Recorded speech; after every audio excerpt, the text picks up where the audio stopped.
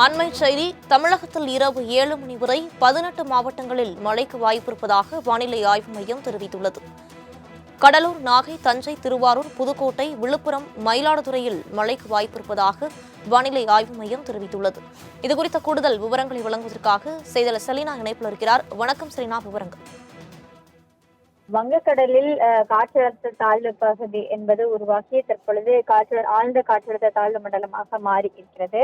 இந்த நிலையில் அது இன்று மாலைக்குள்ளாக புயலாக மாறும் என்று தெரிவித்திருக்கக்கூடிய நிலையில்தான் தற்பொழுது சென்னையை பொறுத்தவரையிலும் ஆங்காங்கே மழை என்பது பெய்து வருகிறது. அடுத்து வரக்கூடிய 3 மணி நேரத்தை பொறுத்தவரையிலும் விழுப்புரம், கடலூர், மயிலாடுதுறை, நாகப்பட்டினம், திருவாரூர், தஞ்சாவூர், புதுக்கோட்டை, சிவகங்கை, ராமநாதபுரம் மற்றும் புதுவை, காரைக்கால் ஆகிய பகுதிகளை பொறுத்தவரையிலும் இடி மின்னலுடன் கூடிய மிதமான மழைக்கு வாய்ப்புள்ளது.